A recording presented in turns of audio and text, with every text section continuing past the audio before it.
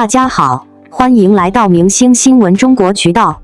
本期视频内容均基于真实资料整理，力求客观呈现。视频画面未使用AI生成，仅封面由 Canva 制作。我们始终希望通过内容传递温暖与正能量，陪伴大家感受更积极的生活。数据说话，楚乔传百度指数破万吊打新剧，网友不愧是9年前的剧王。近日，楚乔传续集《冰湖重生》开播后口碑翻车，剧方哭天抹泪，但意外的是，老剧反而被带飞了。百度指数直接破万，比市面上多部正在热播的新剧还要高。什么概念？一部2017年播出的老剧，9年之后的热度还能吊打同期新剧？网友锐评：这就是经典和草稿的区别。双引号，百度指数破万，楚乔传翻红有多猛？这不是开玩笑。据百度指数数据，楚乔传近1周搜索指数持续走高，4月11日当天直接突破万级关口。更扎心的是，冰湖重生播得越热闹，老剧涨得越快，不少同期在播古偶剧的热度还没它高。冰湖重生开播后，楚乔传播放量与讨论度暴涨，重回云和电视剧榜单前列，重现宣发期热度。网友调侃的精准，续集最大的作用就是帮大家想起老剧到底有多好。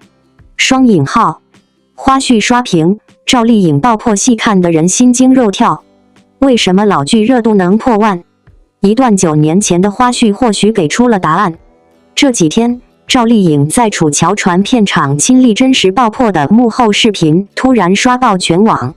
画面里，她身披铠甲立于城墙，面对真实的火焰、轰鸣和碎石冲击，高举战旗岿然不动。飞沙走石中翻滚，爆炸热浪擦身而过，工作人员都承认当时被吓到，看得心惊肉跳，演员简直是拿命拍戏。有网友直言，但这还不是全部。沙漠打戏他亲身上阵，拖行戏不用替身，真狼对峙不借特效，为贴近角色减重至80斤，倒挂威亚拍到晕厥。当年为塑造楚乔，赵丽颖拒绝将其塑造成可爱萌系形象，坚持保留底层奴隶的粗粝感，直言伤痕是角色的勋章。4月10日，赵丽颖工作室也加入战局，发布一组楚乔传旧采访片段，配文时光往复，不负信仰，楚心如故，单日热度暴涨超 1.2 万。这个时间点选在续集开播首日，被全网解读为无声的回应。约 1.5 小时后，冰湖重生官微发文人前体面人，人后难做人，配以面具人生海报，被质疑影射赵丽颖方立场，随后秒删。网友锐评：没有楚乔传谁知道冰湖重生？双引号，名场面逐帧对比，原版是怎么碾压的？如果说花絮是情怀的起点，那 B 站上铺天盖地的对比视频就是这场文艺复兴的燃料。九优台名场面，新版被嘲像拍 MV， 原版窦骁饰演的烟巡家破人亡时的极致的绝望和痛苦被完整呈现。新版烟巡则被批一直在装酷耍酷，完全感受不到他很痛苦。冰湖落水，原版中2个人都演得太好，让观众意难平了快9年。新版被批演技像过家家，眼睛瞪得像铜铃，毫无感情。袁纯被辱名场面，原版李沁演绎的悲惨与破碎感让无数人心碎。新版被批把苦难场面拍成绝美古装写真，将苦难娱乐化，网友怒斥：原版明明是很悲惨且让人心疼的。双引号，李沁捂嘴笑，3个表情回复全靠袁纯撑着，演员也没闲着。李沁被网友留言你不出现的日子全靠傅一笑袁纯撑着，他在评论欧回了3个捂嘴笑表情，被解读为幽默的回应，没有煽情，没有回避，就这么轻轻一接，老粉的集体回忆稳稳落地。少部分质疑声说演员不该长期绑定角色，但立刻被网友对了回去，超过30%网友直接喊话：这就是正常聊天，别啥都往蹭热度上扯。王彦霖猛了，让宇文怀复活是几个意思？要说最猛的，还得是王彦霖。冰湖重生翻车后，网上突然冒出大量玩梗，让宇文怀复活，把新角色全删了。表面看是反派粉丝发疯，其实都是被新剧气得不行的老观众，拿宇文怀这个经典恶人当武器讽刺新剧太拉胯。王彦霖先是发了一条微博，直接问让宇文怀复活是什么意思，没过多久又补了一条，配了张宇文怀复活卡，2条连着发，又认真又好笑。要知道当年他演宇文怀可没少受罪，因为演得太招人恨被观众网暴，连亲妈看完剧都打电话说你先别回家了，我看见你那张脸就来气。如今观众求着这个史上最招恨反派复活，他自己怕是都没想到会有这一天。一场荒诞的反向安利。9年前，楚乔传以457亿网播量创下收视纪录。宇文玥陈湖那枚滑落的银戒指，让观众意难平了快10年。如今续集翻车，百度指数破万，反倒把原版送回了顶流。这大概是影视圈最荒诞的反向安利。新剧质量越差，老剧口碑越稳。观众用脚投票的结果，比任何评分都来得直接。当资本追逐流量与速成，原版的实拍精神、演员的全身心投入、角色内核的坚守，反而被衬托得愈发珍贵。至于那句什么时候把宇文玥从湖里捞出来，现在网友改口了，还是让他在湖里泡着吧，反正续集不如不捞。如果要用一句话来形容这次楚乔传的文艺复兴，那大概就是时间没有冲淡它，反而替它完成了一次更锋利的证明。9年，说长不长，说短不短，足够让一代观众从追剧的年轻人变成更挑剔、更理性的内容消费者。但就是在这样的时间刻度下，楚乔传还能凭借百度指数破万的成绩，把一众新剧远远甩在身后，这件事本身就已经说明了一切。真正的好作品从来不怕时间检验。而在这场逆袭里，最无法忽视的核心人物依然是赵丽颖。很多人重刷那段爆破花絮的时候，第一反应不是燃，而是心惊。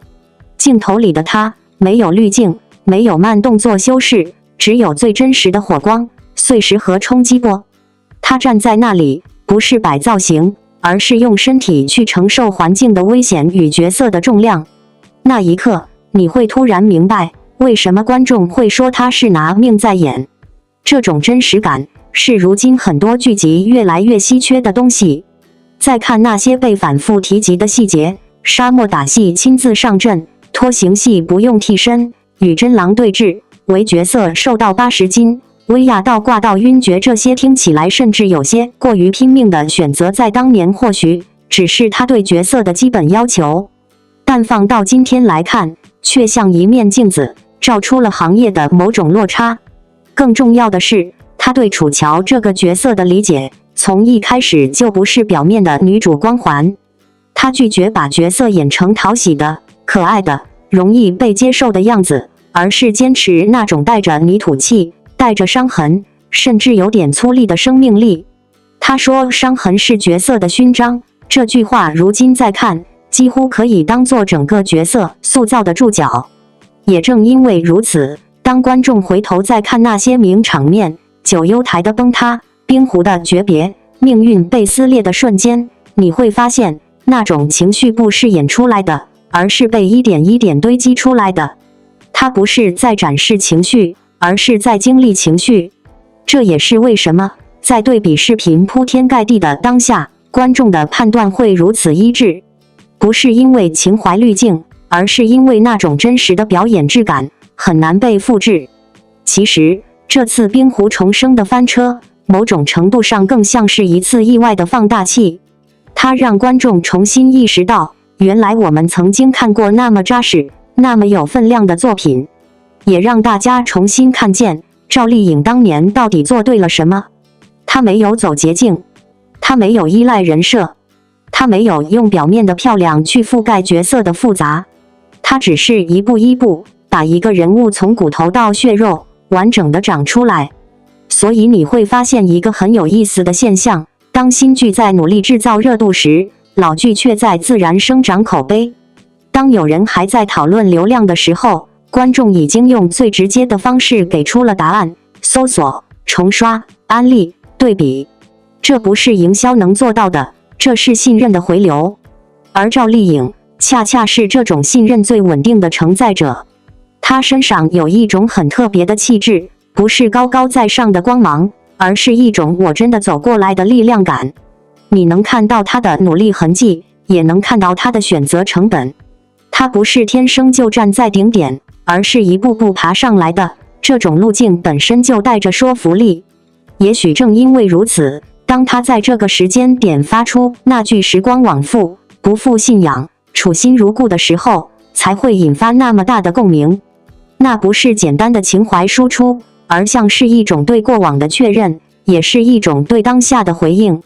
观众其实很敏感，他们能分辨什么是做出来的热度，什么是留下来的价值。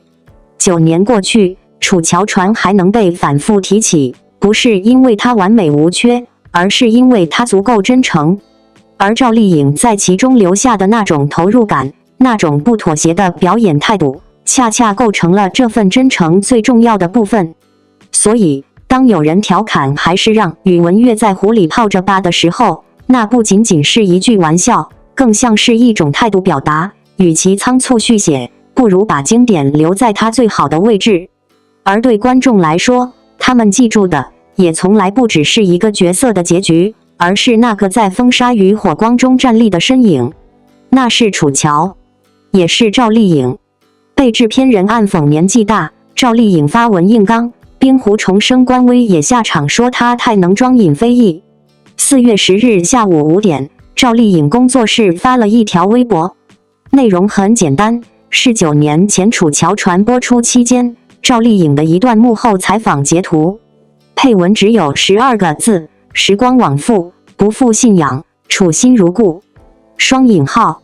采访里，赵丽颖穿着戏服，很认真地在谈她对楚乔的理解。她说楚乔的信仰其实很简单，就是自由和平等。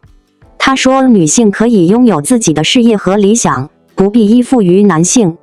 她说自己不希望观众看到的女性角色总是为了男人抖来抖去。这条微博发出来的时候，正好是楚乔传的所谓正统续作《冰湖重生》开播的第3天。这部剧从宣传开始就紧紧绑着楚乔传续集这个名头。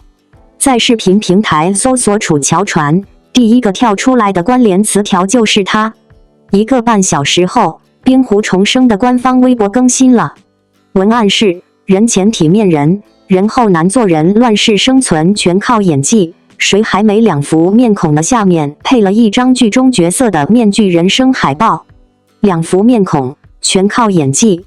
这几个词在当下这个时间点出现，指向性太强了，全网几乎立刻炸了。所有人都觉得这是在影射刚刚发了就采访的赵丽颖工作室，暗讽对方表面体面，背后为难剧方。这条微博只存在了不到50分钟，晚上7点20分左右，官微悄悄把它删除了，但截图早就传遍了各个社交平台。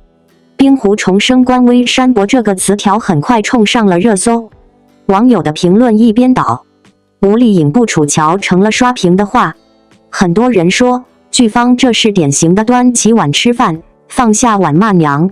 开播前拼命蹭楚乔传和赵丽颖的热度，被人家用角色内核轻轻点了一下，就急得跳脚内涵，实在不大气。冰湖重生从筹备起就争议不断，最大的争议点在于女主角楚乔的选角。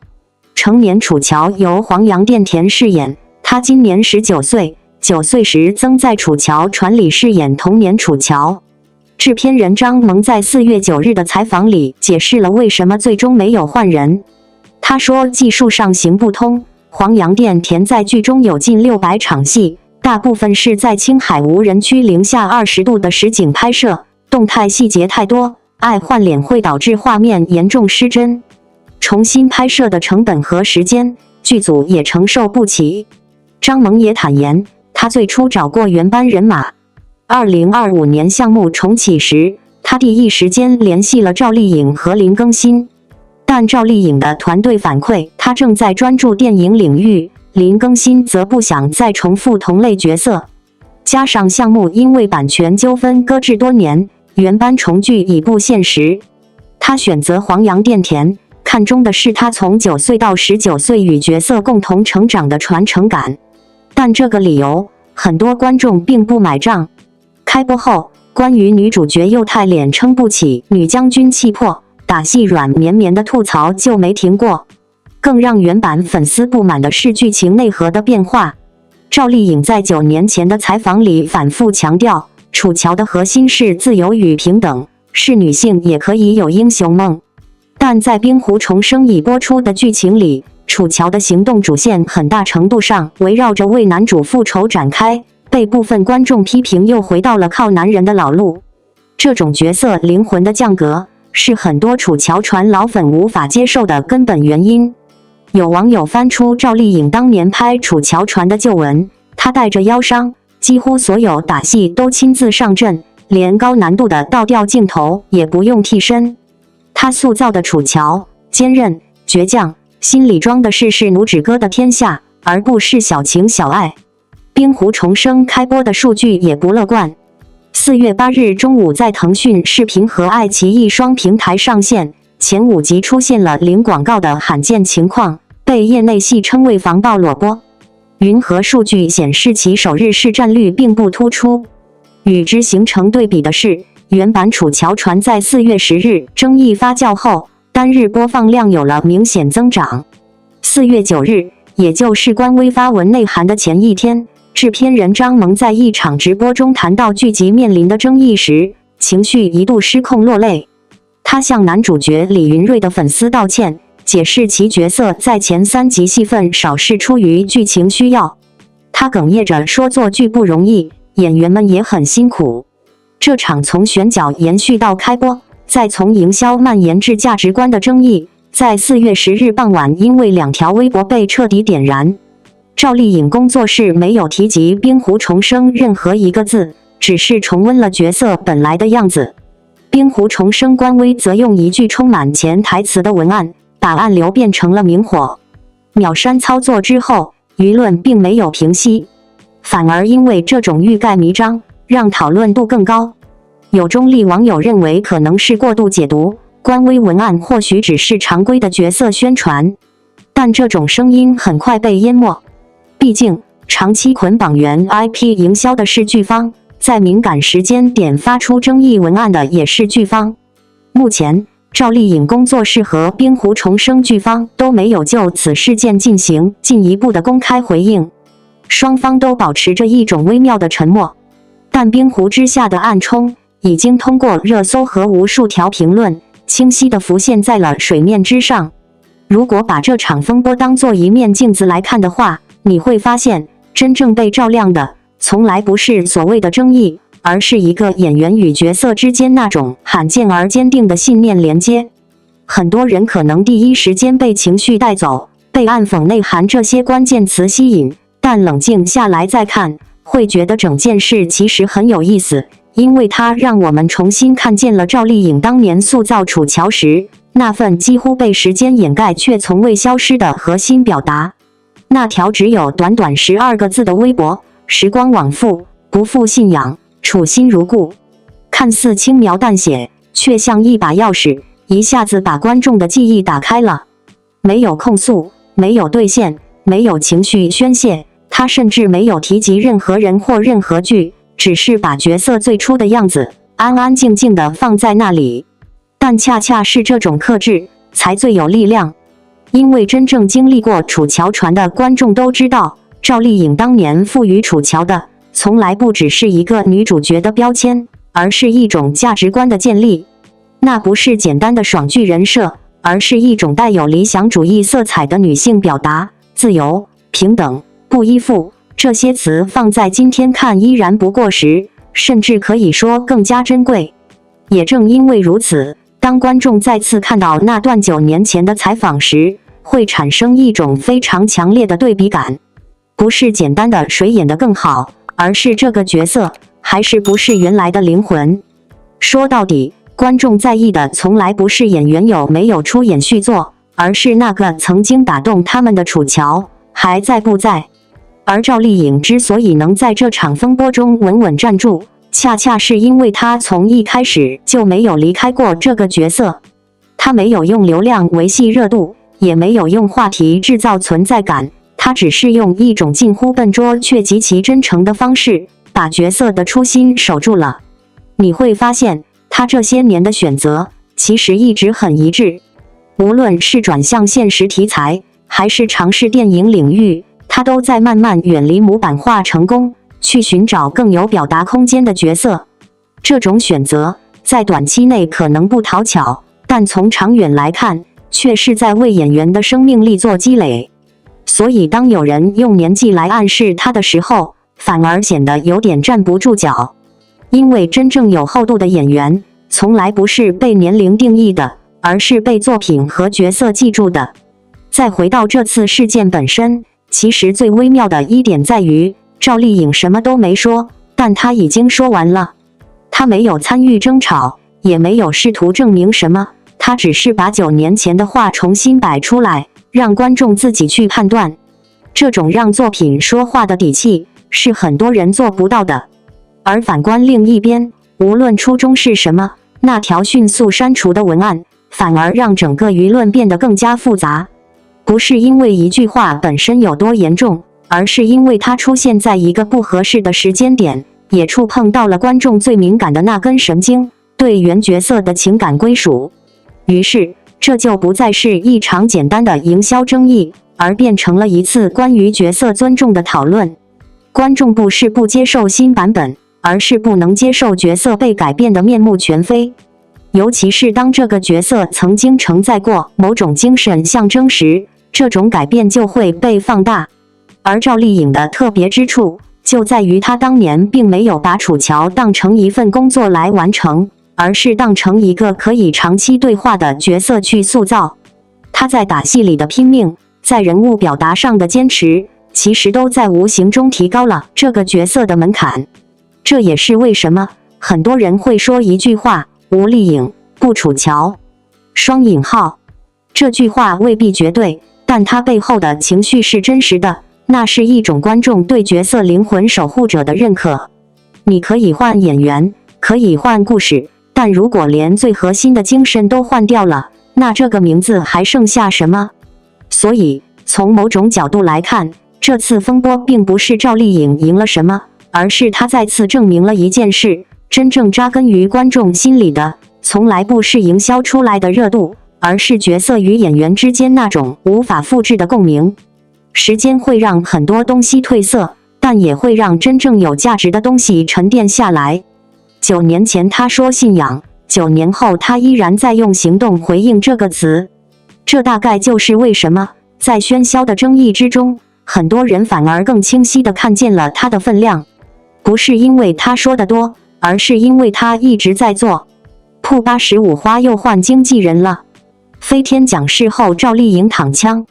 最近多个娱乐博主趁某85花近期更换经纪人，虽未点名，但评论区普遍指向赵丽颖，引发热议。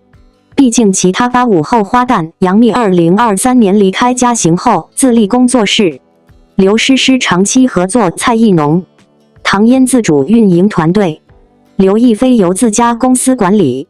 赵丽颖之所以被认为换了经纪人，她被指从出道起经纪人更换较多，近期与合颂传媒合约到期，网传新经纪人可能为姚晨前经纪人，擅长电影资源与高端时尚合作。赵丽颖近年尝试从偶像剧转向现实题材，自从《风吹半夏》夺得飞天奖和金鹰奖双料视后，她的团队想要匹配更多的电影、正剧资源。许多粉丝认为其团队在高端商务代言对接上存在不足，呼吁更换专业团队。当前爆料依赖匿名来源，存在误伤艺人或夸大事实可能。毕竟频繁换团队等于事业下滑属主观联想，实际变动可能因合约到期、职业规划等中性原因。在这波85花换经纪人的舆论浪潮里，赵丽颖再次被推到了话题中心。说实话，这样的躺枪对他来说早已不是第一次。但也正因为看多了类似的风波，反而更能看清一个演员真正的底色，不是流言如何翻冲，而是他自己在做什么，在走向哪里。如果单看这次传闻，其实信息并不复杂，合约到期、行业流动、资源调整，本就是娱乐圈再正常不过的职业轨迹。但有趣的是，当这些关键词落在赵丽颖身上时，总会被放大、解读，甚至附加一种是否动荡的情绪滤镜。可偏偏她这些年的路径，恰恰是最不需要靠稳定表象来证明的。从风吹半夏开始，很多观众第一次意识到，赵丽颖早就不是那个单一标签下的爆款剧女主。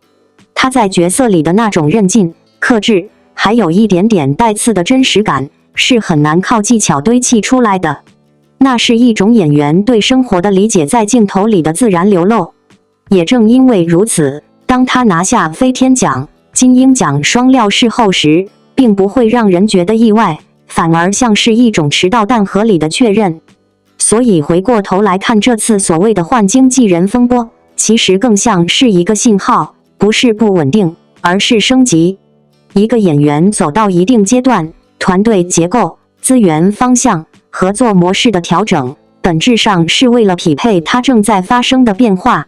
赵丽颖这些年的转型，很明显是从流量驱动走向作品驱动，从角色被选择走向主动选择表达。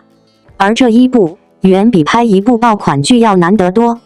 很多人会把换团队简单等同于风险，但如果仔细想想，一个已经拥有国民度、奖项背书和稳定观众群的演员，他最需要的其实不是安全感，而是突破口。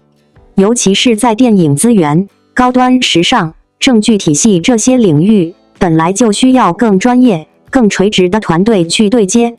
如果传闻中的新经济方向确实偏向电影与高端资源，那反而说明一件事，他的目标已经不只是继续红，而是走得更远。当然，也必须承认，粉丝对团队的不满并非空穴来风。商业代言的质感、资源的层级，这些确实会影响一个演员在大众视野中的位置感。但问题在于，赵丽颖的核心竞争力从来不在这些表层，她最稳的是作品，是角色，是观众在情感上的信任。这种信任一旦建立，就很难被轻易替代。换句话说，她不是靠团队包装出来的演员，而是团队需要不断追赶她节奏的那种演员。这也是为什么每当外界试图用是否换人、是否动荡来定义她的阶段时，总会显得有点失焦。因为真正重要的，从来不是谁在她身后，而是她在往哪里走。从早年的古装偶像，到现实题材，再到逐渐向电影领域靠拢，赵丽颖的路径其实很清晰，她在不断缩小标签和自我的距离。她不再满足于被观众记住某一个角色，而是希望被记住一种质感，一种属于她自己的表达方式。这种野心并不张扬，但很坚定。所以，与其纠结她有没有换经纪人，不如换个角度去看，当一个演员开始被频繁讨论团队是否匹配，其实正说明他已经走到了需要更高配置的阶段。这不是问题，而是成长的必经之路。更何况，在这个信息高度碎片化的时代，很多所谓爆料本身就带着模糊与放大的属性。真正决定一个演员走向的，从来不是评论欧的猜测，而是下一部作品、下一个角色，以及他在镜头前那一刻是否依然真实、有力量。而在这一点上，赵丽颖一直很稳。她不是那种会被外界节奏轻易带走的人。无论是早年的质疑，还是后来的转型压力，她几乎都是用同一种方式回应：拍戏、教作品、用角色说话。这种笨拙但有效的坚持，在当下的娱乐环境里，反而显得格外珍贵。所以，这一轮关于85花换经纪人的讨论，或许热闹，但也只是他职业生涯里的一个小波纹。真正值得期待的是，他接下来会选择怎样的故事，又会在大银幕或荧屏上带来怎样新的面貌。毕竟，对观众来说，我们最终记住的，从来不是他签了谁，而是他演过谁。赵丽颖、长安瑶热度高，这些信息静待官宣。赵丽颖的古装新剧《长安瑶》自从传出消息后，就一直稳居网友期待榜前列。凭借多年来在古装剧里积累的口碑与实力，赵丽颖每一次新作品都能吸引大批观众关注。这部剧也早早成为不少人心中的待播爆款。近期评论区里大家问的最多的就是播出时间、播出平台以及男主角人选。可以理解大家追剧心切，但目前这些关键信息官方都还没有正式公布。娱乐圈里一部剧从拍摄制作到定档上线有着完整的流程，过早猜测反而容易被不实信息误导。赵丽颖的古装形象一直深入人心，不管是早期经典角色，还是近几年的大女主作品，她都能用扎实的演技征服观众。大家对长安瑶的期待既是对演员的认可，也是对优质古装剧的向往。在官方消息出来之前，我们不妨保持理性期待，不造谣，不传谣，不盲目跟风。好剧值得用心等待，相信剧组和演员都会用最认真的态度打磨作品。后续一旦有定档、阵容、平台等官方消息，我会第一时间分享给大家，让我们一起安心等待。期待赵丽颖在《长安瑶》里带来全新惊喜，坐等这部诚意之作正式和观众见面。在当下这个信息爆炸、节奏飞快的影视环境里，一部尚未官宣完整信息的作品，竟能长时间稳居期待榜前列，这本身就已经说明了一件事：观众不是盲目热情，而是把信任投给了那个名字——赵丽颖。说实话，这种未播先热的状态，在古装剧赛道并不常见，毕竟这些年观众被各种高开低走的作品反复教育，早就学会了谨慎期待。但长安瑶却偏偏成为一个例外，它的热度并非来自密集营销，也不是靠噱头博眼球，而是一种更稳、更深的情绪积累，来自赵丽颖这些年一步一步打下的口碑。很多人提到她的古装形象，第一反应还是熟悉安心。这其实是一种很难得的能力。古装剧最怕的不是造型不好看，而是没有灵魂。但赵丽颖恰恰相反，她总能把角色演得像是从那个时代走出来的人。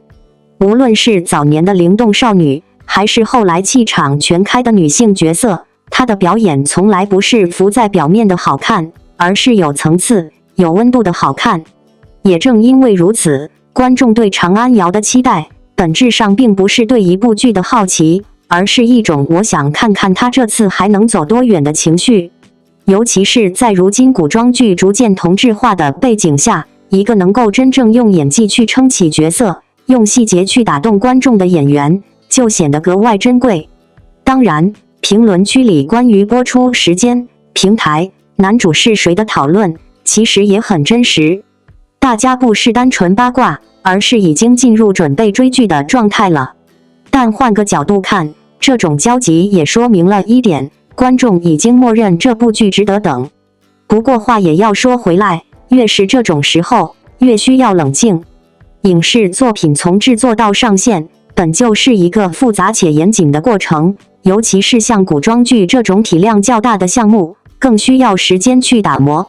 从服化到后期，从剧情节奏到人物塑造，每一个环节都在决定最终呈现的质量。与其被各种未经证实的消息牵着走，不如把期待留给真正的官宣。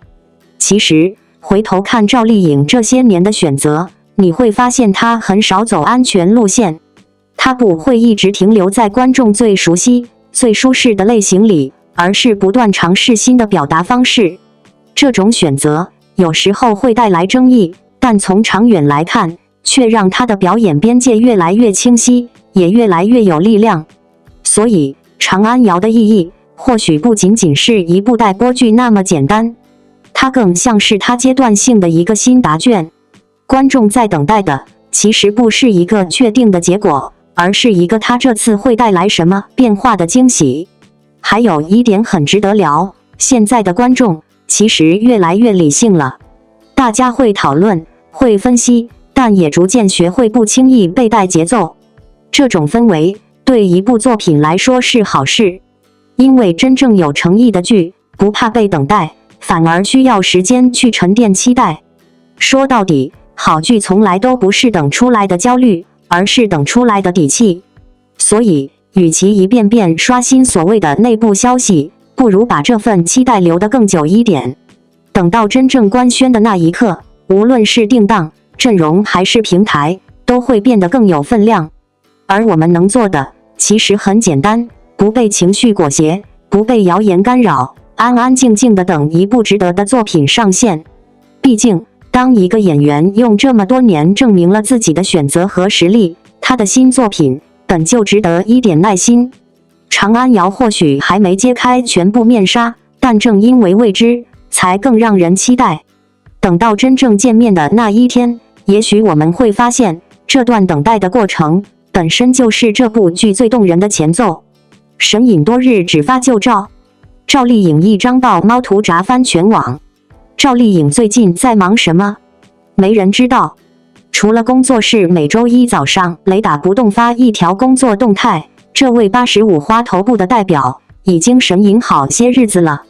没有综艺，没有路透，没有营业自拍，粉丝想他只能靠每周一的定时投喂。4月13日，周一，丽照来了。工作室晒出一张与凤行沈离的剧照，敦煌风的金文画幅，怀里抱着一只猫，配文周一早蛙。王爷携喵喵向大家问好。说句实话，这不是什么新鲜物料。剧照、旧图，但架不住发的人是赵丽颖。发出去没多久，全网开始盘这张图。战神撸猫的反差感最先出圈。沈离在剧里是碧苍王，能打能杀，外冷内热。剧照里金文华服端着一股子肃穆，怀里那只软乎乎的猫一出现，整个人立刻有了温度。有网友说，这才是古偶女主该有的立体感，不是只会瞪眼转圈。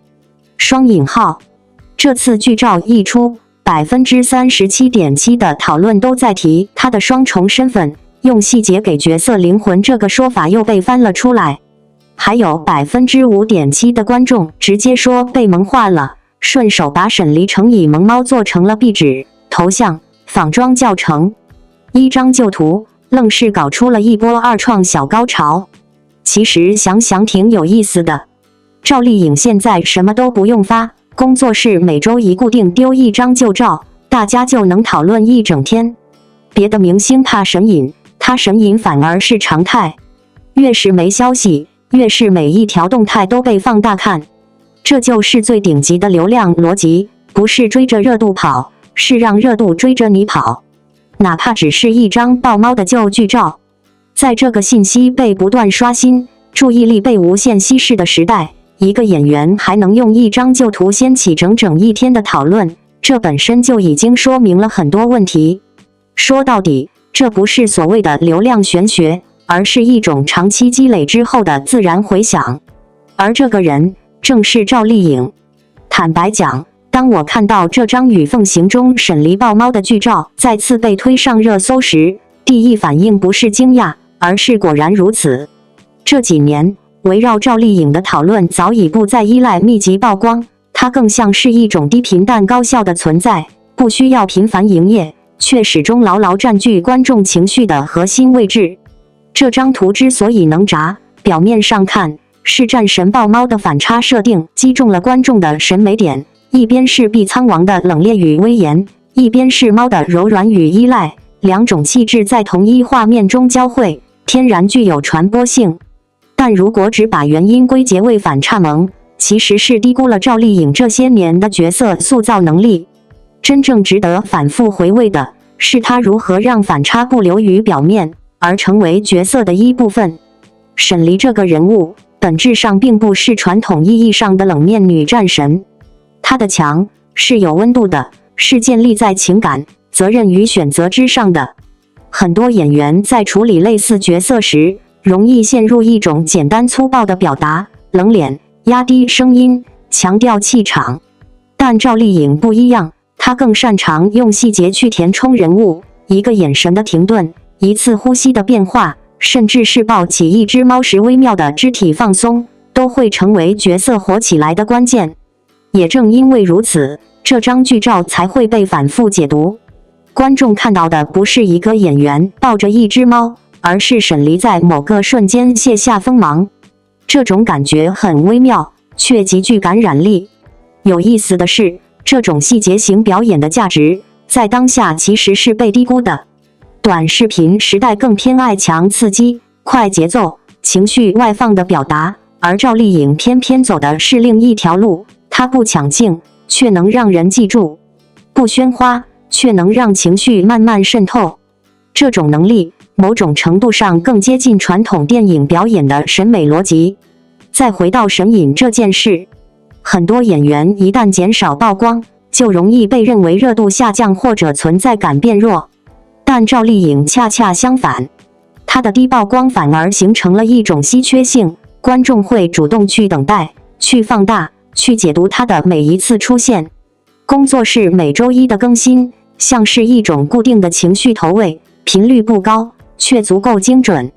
这背后其实是一种非常克制的节奏感。它没有被流量裹挟去不断制造话题，而是把重心放在作品和角色上。当演员本身不急着证明什么时，观众反而更愿意替他说话。于是就出现了一个很有趣的现象，他什么都没做，但所有人都在讨论他。这不是运气，而是选择。当然，也必须承认，赵丽颖身上有一种很特别的观众缘。这种东西很难用数据解释，它既来自她早期作品中建立的情感连接，也来自她一路走来的真实轨迹。从最初的配角，到后来一次次用作品站稳脚跟，她的成长路径是清晰且可感知的。观众不是单纯在看一个明星，而是在见证一个人如何一步步成为现在的样子。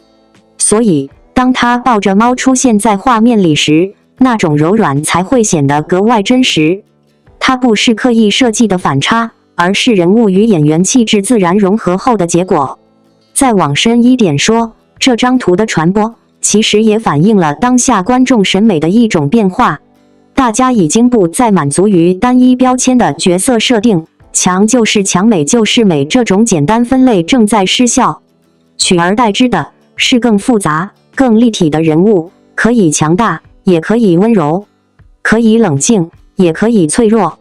而赵丽颖恰好是少数能够稳定输出这种多维角色的演员之一。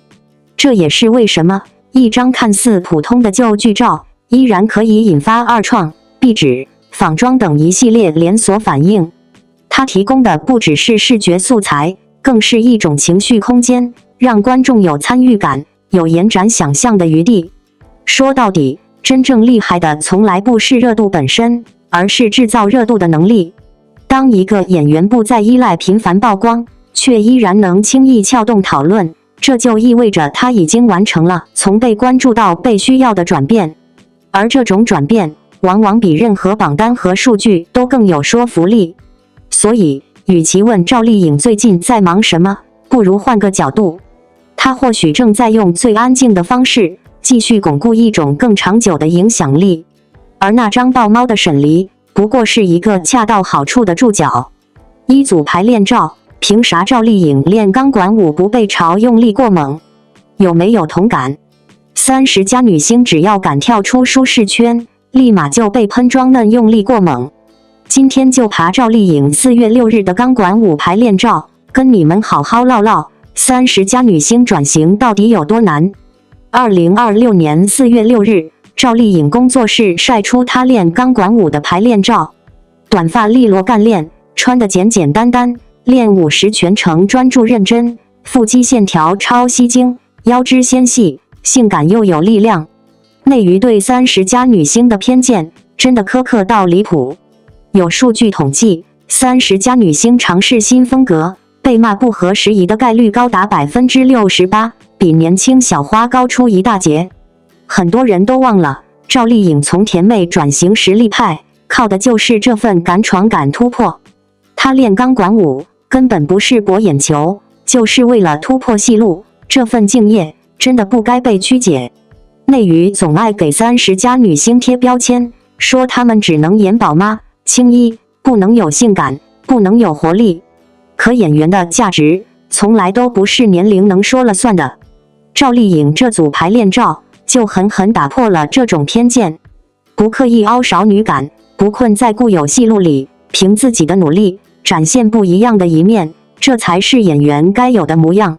在看到赵丽颖这组4月6日的钢管舞排练照时，说实话，我第一反应不是惊艳，而是笃定，那种熟悉的、属于她的努力与清醒，又一次稳稳落地了。这些年，关于30+女演员的讨论，从来不缺声音，却总带着某种隐形的苛刻标准，不能太用力，不能太张扬，甚至连尝试一点点新东西，都容易被解读成装嫩或博眼球。可偏偏赵丽颖这一次用最简单直接的方式把这些标签一一拆解，没有夸张的营销，没有刻意的性感包装，只是干干净净的排练现场，短发利落，穿着简约，动作一次次重复，肌肉线条在光影里真实的呈现，这不是用力过猛，这是用心到位。很多人忽略了一点，钢管舞本身就是一项对力量、控制力和身体协调要求极高的舞蹈形式，它的美从来不是廉价的性感，而是建立在极强身体能力之上的表达。而赵丽颖在练习中的状态，恰恰说明她不是在展示，而是在学习。她的每一个动作都带着生涩与专注，这种不完美反而让人更容易感受到一种真实的职业态度。她在为角色储备，而不是为流量表演。如果把时间线拉长一点看，其实会更有意思。从早年的甜妹标签，到后来一步步走向更有厚度的角色，她的每一次转型都不是突然的爆发，而是缓慢、扎实的积累。也正因为如此，这一次的钢管舞尝试并不会让人觉得突兀，相反，它更像是她在既有路径上的自然延伸。当一个演员不再满足于舒适区，身体本身也会成为表达的一部分。更重要的是，她没有试图迎合某种年轻感的定义。很多30+女演员之所以被质疑，本质上是因为她们在对抗年龄时，选择了复制年轻时期的表达方式。而赵丽颖的不同，在于她没有回头。她的状态里没有刻意的少女滤镜，也没有对年龄的焦虑。它展现的是一种成熟之后的力量感，线条是紧致的，但气质是沉稳的；动作是大胆的，但眼神依然克制。这其实触及了一个更核心的问题：演员的边界到底应该由什么来定义？是年龄还是能力？如果答案是后者，那么像钢管舞这样的尝试就不该被质疑，反而应该被鼓励。因为它意味着演员愿意为角色付出新的学习成本，意味着他在不断拓宽自己的表达工具。再回到那组排练照，其实最打动人的并不是所谓性感，而是一种非常纯粹的职业感。他没有在镜头前表现自己，而是在镜头之外完成自己。这种差别看似微妙，却决定了观众的感受，前者容易引发争议，后者则更容易获得尊重。所以，为什么赵丽颖这一次没有被嘲用力过猛？因为观众是能分辨的，分辨什么是刻意，什么是投入，分辨什么是迎合，什么是成长。当努力足够真实的时候，偏见反而会失去落点。如果一定要说经验，那我觉得不只是视觉上的经验，而是一种认知上的更新。原来，一个已经走到行业头部的演员，依然可以从零开始学习一项全新的技能。原来30+并不是边界，而只是另一种可能性的起点。或许这才是这组照片真正的意义。它不只是一次排练记录，更像是一种态度的表达，不被标签定义，不被年龄限制，把每一次尝试都当作向前的一步。这样的赵丽颖，你很难不期待她下一次会带来什么。你们觉得赵丽颖练钢管舞够惊艳吗？在你心里，30+女星该有怎样的状态？王一博的尽兴人生，这次他玩的是双人竞技帆船。新的 HH 航海大片拍摄于新西兰奥克兰，展现了他的多样魅力与探索精神。海风吹拂着王一博的脸庞，他正站在新西兰奥克兰的码头边，身穿专业的航海服，手里紧紧抓着帆绳，身体随着双人竞技帆船的倾斜而用力压弦。浪花飞溅，远处的百年帆船俱乐部旗帜在风中飘扬，他侧脸专注的模样被镜头定格。这画面看起来就像是一场充满自由和激情的户外探险。公众眼中的王一博似乎总是在不断尝试新事物，从赛车到演戏，再到现在的扬帆出海，他好像永远不会满足于现状，总是在挑战自己。但很少有人知道，这种尽兴背后藏着多少对未知的努力和对身体极限的挑战。当他的海莉·汉森 （Helly Hansen） 航海大片出来时，大家都在惊叹太帅了和又学会新技能了，但很少有人注意到他在拍摄中担任的是僚手的角色。这个职位需要他快速完成控帆、压弦、拉网、换帆等一系列专业动作，而这些他之前几乎都没怎么接触过帆船。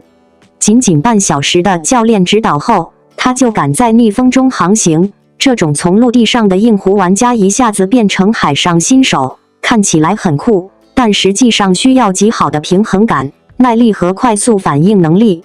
更让人心疼的是，拍摄过程往往是连续工作几十个小时，海上的风浪可不是闹着玩的，身体的每一次晃动都可能加剧疲劳和风险，但他选择把这一切都融入到那具视野之外，向远而生的真实感受里。2025年6月8日世界海洋日，海莉·汉森正式宣布王一博成为他们的全球品牌代言人，还邀请他去品牌发源地挪威拍摄了一组航海主题的大片，主题就叫 Further Alive。 这不仅仅是简单的商业合作，更是延续了他之前探索心境系列里不断拓展户外边界的精神。从爬山涉水到海上航行，他用自己的行动告诉大家，人生不应该被设限。这种个人探索放在现在中国的体育和户外圈子里来看，并不是个例，反而折射出很多年轻人面对舒服区和挑战区时的普遍心态。帆船运动在中国起步比较晚，很多人对它不太了解，觉得是高高在上的贵族运动或者只是休闲玩玩。王一博的这次跨界，就像打开了一扇窗，让更多人看到了这项运动的专业性以及它背后的精神。再往深处说，王一博的这种玩，其实触及到了体育圈里一个长期存在的问题：公众人物如何在聚光灯下和真实生活中找到平衡，如何负责任地推广一项新兴运动，同时又不会被过度消费。近些年，滑雪、攀岩、帆船这些户外运动越来越火，越来越多的明星也参与进来，这本来是好事，能带动对青少年训练的投入和社会的关注。但问题也随之而来，当流量碰上专业，大家很容易走向两个极端，要么把明星吹得神乎其神，忽略了他们背后的团队和付出的努力；要么就批评业余选手别来掺和，忽略了他们最初的热爱和探索的初心。帆船这项运动非常强调团队合作，与大自然相处，更需要长时间的技能积累和心理上的坚韧。王一博在片子里那些看起来流畅的控帆、压弦动作，其实是反复磨练身体协调性的结果，也让人想到那些默默训练的职业帆船运动员，他们在风浪中要面对的伤病、家庭分离和成绩压力，远比我们想象的要大得多。回看王一博的经历，这种反差就更加明显了。大家看到的他，舞台上跳舞利落，赛车时速度飞快，演戏时角色多变，是个多面手。但真正承受的他，总是在一次次挑战中，默默扛着身体和精神的双重压力。赛车训练时，他曾因高强度面临伤病风险；户外节目拍摄中，长途跋涉和恶劣环境考验着他的耐力。现在玩帆船，双人竞技对配合的要求更高，海上变幻莫测的风向和浪冲，随时可能让新手陷入被动。据了解，拍摄过程中他不仅学习了专业技巧，还深刻体会到人为什么总是向往远方，为了纯粹的拥抱自由。这种从玩到领悟的过程，听起来很浪漫，但背后是有代价的。倒时差、肌肉酸痛、心理适应，每一项都在考验一个公众人物在聚光灯下保持专注的能力。更何况，粉丝的热情有时候会变成过度关注，网上也有不少质疑他跨界动机的声音。这些无形的压力，也是他尽兴人生中不为人知的一面。但他从来都不是被动接受者，他总能在困难中找到继续前进的动力。无论是早年坚持跳舞，还是后来同时兼顾赛车和演艺，再到现在的航海尝试，他都展现出一种沉稳的韧性。在大片里，他不只是完成动作，更是在风浪中保持冷静的了望，那种对未知的尊重和拥抱，让人看到一个年轻人守护自己纯粹热爱的样子。有媒体报道说，这次合作后，品牌的热度大大提高，不少路人通过大片认识了帆船运动，甚至有人说因为王一博想去尝试水上项目。这说明他是用自己的行动拉近了专业运动和大众的距离，而不是仅仅停留在表面上的热度。体育精神从来不只是个人闪光的那一刻，它更在于如何在时代的洪流中保持对身体、对自然、对自我的敬畏。在中国体育正从竞技强国向全民健身转型的大背景下，像帆船这样的相对小众的项目，就需要王一博这样的跨界人士注入活力，同时也需要一个更理性的舆论环境。网络暴力、饭圈式的消费，或者简单粗暴的评价，都可能让那些勇于尝试的人望而却步。真正值得我们关注的，从来不只是明星又在玩什么新花样，而是这种尝试能否激励更多普通人走出舒适区，去体验风浪中的成长代价和自由的滋味。完善青训体系，提供社会支持，关注心理健康，这些普遍性的问题，比一次大片带来的流量更需要被看见。王一博的尽兴人生，就像一面镜子，映照出当代年轻人向远而生的集体渴望。他在奥克兰 Wakatir Boating Club 这家俱乐部成立于1926年，是新西兰非常有名的一家帆船俱乐部。上课的画面或许只是一瞬间，却传递出一个温暖的信号。体育和户外本该是让人感受到生命活力的场所，而不是被压力或争议裹挟的战场。我们心疼那些在聚光灯下依然咬牙坚持的人，也欣慰于他们带来的启发。不管扮演什么角色，坚持对热爱的专注，总能让人生增添几分纯粹的可能性。最终，乘风破浪的不只是帆船上的那个人，更是每一个愿意打破界限、拥抱未知的灵魂。公众的期待可以很热烈，但更珍贵的是那份克制的尊重和理性的陪伴。让体育回归本质，让探索少些嘈杂，多些空间。这或许就是王一博这次航海大片最安静却最有力量的意义所在。希望更多人也能像他一样，在自己的尽兴里找到那份不被定义、属于自己的自由和力量。海风还在吹，远方也一直在那里，等着下一个敢于扬帆起航的人。在很多人眼里，王一博的人生像一条始终向前延展的航线，没有停泊的港湾，只有不断更新的坐标。而这一次，他把方向指向了海。镜头落在新西兰奥克兰的海岸线，风不算温柔，浪也不讲情面。他站在甲板上，握紧帆绳，身体随着船体倾斜压弦，那一瞬间的姿态，不像是在体验，更像是在进入。很多人会说，这是明星的又一次跨界尝试，但当你认真看完这支航海大片，你会发现，这更像是一种带着风险的真实投入。帆船不是摆拍的运动，它需要对风向的判断，对节奏的掌控，还有人与人之间几乎本能般的配合。而王一博在片中承担的僚手角色，恰恰是整艘船运转中最忙碌、最考验反应能力的位置之一。短短时间的学习之后，就要面对真实海况，这种从零基础到实战上阵的跨越，本身就带着某种近乎执拗的勇气。也正因为如此，这支片子的动人之处，从来不只是帅。我们习惯于在屏幕前看到一个无所不能的王一博，舞台上利落干净的舞蹈，赛道上高速疾驰的身影，影视作品里不断变化的角色。但航海这件事，让他身上的某种陌生感重新被激活，那是一种面对未知时的谨慎与专注，是一种必须重新建立身体与环境关系的过程。风浪不会因为你是明星就变得温和，长时间的拍摄，持续的体力消耗，随时可能失控的海况，这些都让所谓的尽兴多了一层现实的重量。也正是在这里，尽兴人生这4个字开始有了更具体的质感。它不是轻飘飘的口号，而是一种需要付出代价的选择。很多观众或许会忽略一点，当我们在赞叹画面的自由与浪漫时，那种自由其实建立在对规则的尊重之上。帆船运动讲究团队协作，讲究经验积累，更讲究人与自然的边界感。而王一博在镜头中所呈现出的流畅动作，并不是一蹴而就的表演，而是身体在不断适应之后形成的本能反应。这种从不会到可以的过程，本身就值得被看见。